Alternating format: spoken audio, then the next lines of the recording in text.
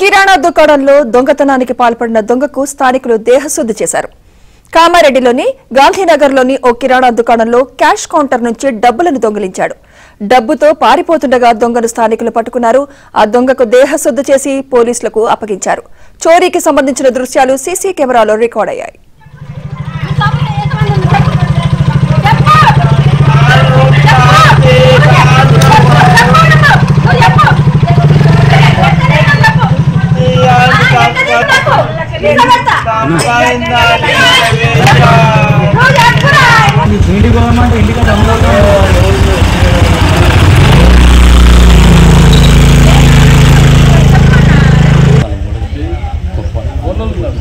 చెప్పు వాళ్ళకి చెప్పి పేరెంట్స్ అంటారు.